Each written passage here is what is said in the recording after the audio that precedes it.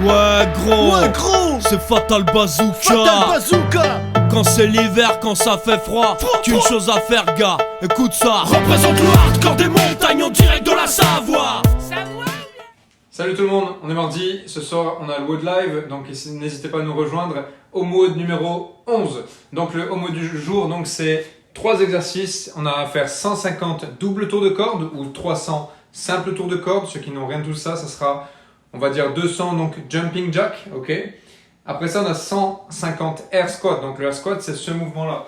Vous voyez, mettez les pieds sous les épaules, comme là vous gardez donc les bras vers l'avant pour ceux qui ont l'habitude, poussez les fesses vers l'arrière pour descendre, dépasser les hanches sous les genoux et redressez-vous. Essayez de garder les talons dans le sol et de bien pousser les genoux vers l'extérieur des pointes de pied. Ok, vous descendez bien jusqu'en bas et vous remontez tout en haut, verrouillez les hanches et le corps et le buste.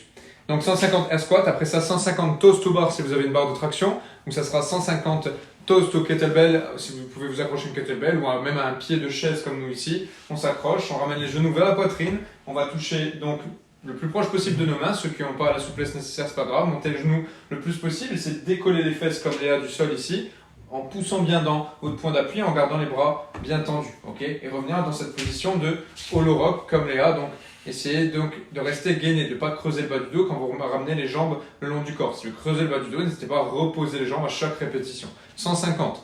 Une fois que les 150 sont faits, donc le WOD est fini.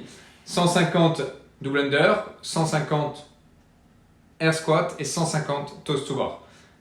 Ceux qui veulent se rendre la tâche un petit peu plus difficile, n'hésitez pas à vous lester un petit peu d'un gilet lesté.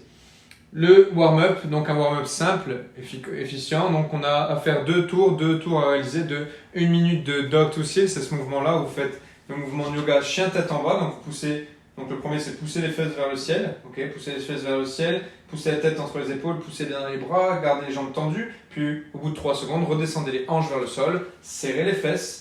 Sortez la poitrine, ok. On essaie de descendre les hanches le plus proche possible du sol en gardant les fesses serrées. Et vous enchaînez entre ces deux mouvements pendant 1 minute. Après ça, donc on a 1 minute de lunges, extension thoracique. Donc vous faites une fente comme Léa et vous tirez les mains vers le ciel, ok. Soufflez, serrez les abdos, redressez-vous de votre fente et enchaînez sur une deuxième fente.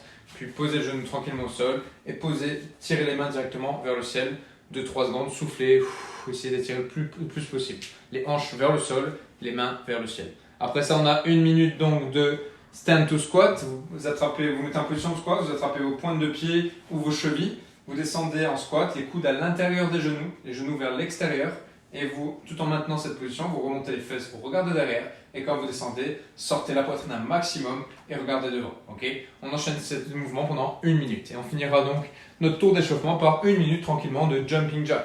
Allez-y tranquillement et vous irez un peu plus vite dans le second tour.